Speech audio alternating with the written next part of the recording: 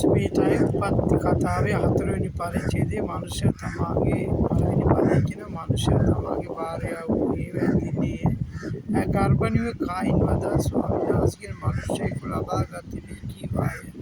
මේ ස්ථානයේ අපි දකිනවා මනුෂ්‍යයෙකු දෙවියන් වහන්සේ නැති වලින් සෑදුව ඔහුට ජීවන උෂ්ම දුන්නා. ඔහුගේ නම ආදාම්. පස්සේ ඔහු තනියම හිටීම හොඳ නැති කියලා ඔහුට සුවදායක නින්දක් දීලා ඔහුගේ ඊළාටයකින් ඔහුට සුදුසු සහකාරය නිර්මාණය කරා. බලපුවම කිව්වා මෙයා මනුෂ්‍ය දුව. ඒ වෙන නාමයෙන් දැම්මා.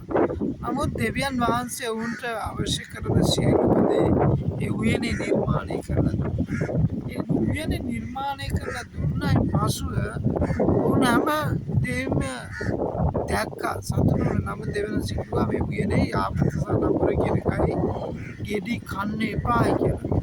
නමුත් ඒ ගෙඩිගෙන කාලා තමාගේ ස්වාමෝෂණයට.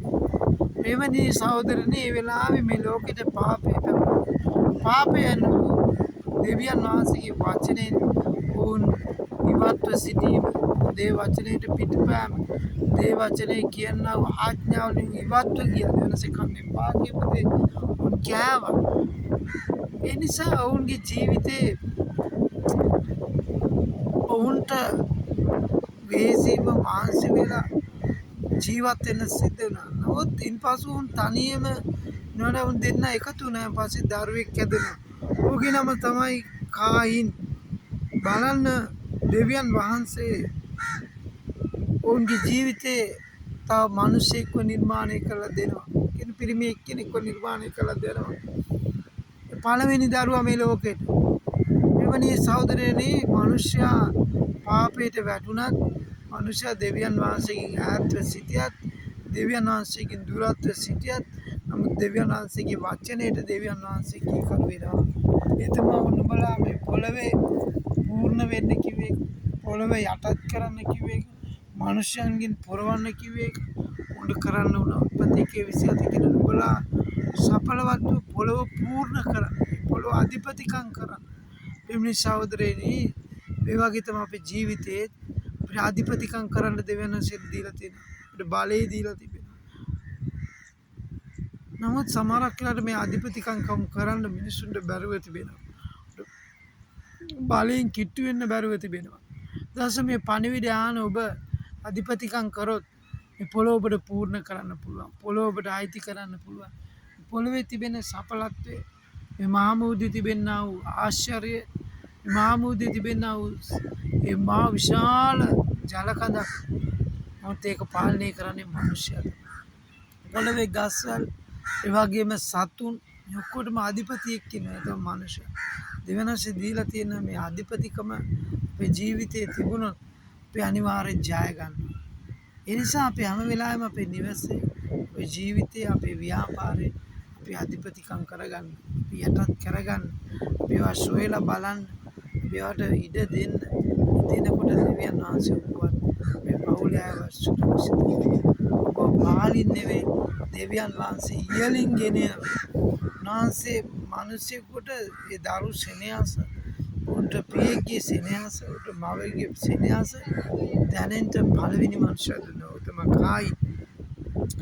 ඔව් කියනවා ඒ පදේ බී කොටසේ ස්වාමීන් වහන්සේගෙන් මිනිසෙක් ලබාගත්තේ මේ කිව්වයි. මොකද්ද? දෙවියන් වහන්සේගේ මිනිසෙක් ලබාගත්තා.